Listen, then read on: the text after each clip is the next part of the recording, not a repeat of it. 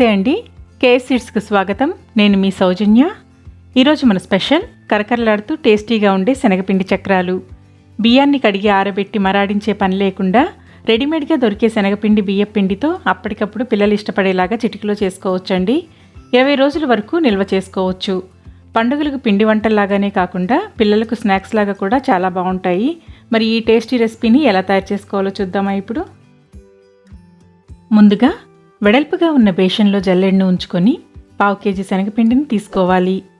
అలాగే 1/2 కేజీ బియ్యం పిండిని తీసుకోవాలి. 2 టీ స్పూన్ల ప్లెయిన్ కారాన్ని వేసుకొని జల్లించుకోవాలి. శనగపిండికి 2 బియ్యం పిండి తీసుకోవాలండి. ఇలా జల్లించుకోవటం వలన పొడులన్నీ బాగా కలుస్తాయి. ఉండలు లేకుండా పురుగు లేకుండా ఫైన్గా ఉంటుంది. అలాగే ఉప్పు వేసుకోవాలి. ఉప్పు పిండంతా కలిసేలాగా కలుపుకోవాలి. ఉప్పు చూసుకొని మీ రుచికి సరిపడా ఉప్పు వేసుకోవచ్చు. నాకిక్కడ 1.5 టీ స్పూన్ ఉప్పు పట్టిందండి. ఈ స్టేజ్లో మనం కారం సరిపోకపోయినా ఉప్పు చాలకపోయినా చూసుకొని వేసుకోవచ్చు. అలాగే 1 టేబుల్ స్పూన్ వాము వేసుకోవాలి. 50 గ్రాములు రూమ్ టెంపరేచర్లో ఉన్న బటర్ వేసుకోవాలి. బటర్ వేసుకోవటం వలన చక్రాలు గట్టిగా లేకుండా గుల్లగా వస్తాయి. రుచి కూడా బాగుంటుంది. అలాగే వాము దంచి పొడి చేసి వేసుకుంటే అరుగుదలకు మంచిది, స్మెల్ కూడా బాగుంటుంది. బటర్కి బదులుగా వెన్నపూసను కూడా వేసుకోవచ్చండి. బటరు వాము అంతా పిండికి పట్టించాలి. అన్నీ బాగా కలిశాక వేడినీళ్లు పోసుకుని కలుపుకోవాలి.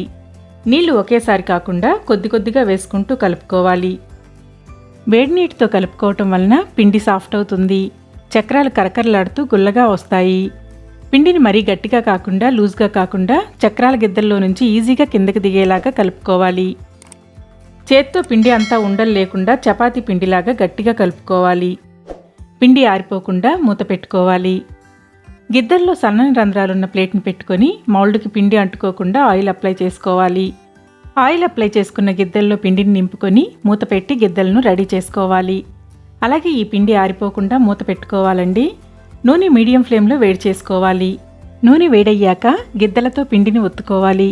పిండి ఆపకుండా కంటిన్యూస్గా కిందకు దిగేలాగా ఒత్తుకోవాలండి.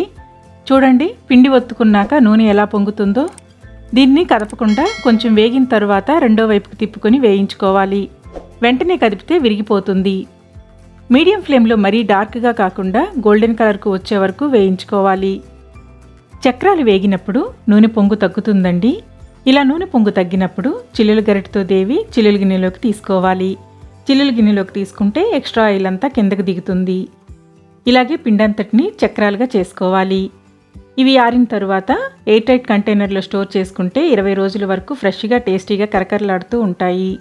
మరి ఈ టేస్టీ రెసిపీ నచ్చినట్లయితే ట్రై చేసి కామెంట్ ద్వారా మీ అభిప్రాయాన్ని తెలియచేయండి. లైక్ చేసి తెలిసిన వారందరికీ షేర్ చేసి సపోర్ట్ చేయండి ఫ్రెండ్స్. ఇంకా సబ్స్క్రైబ్ చేయకపోతే ప్లీజ్ సబ్స్క్రైబ్ చేసి పక్కన ఉన్న బెల్ని ప్రెస్ చేసి ఆల్ని సెలెక్ట్ చేయండి. నేను పోస్ట్ చేసే ప్రతి వీడియో నోటిఫికేషన్ మీకు రెగ్యులర్గా వస్తుంది. Thank you for watching.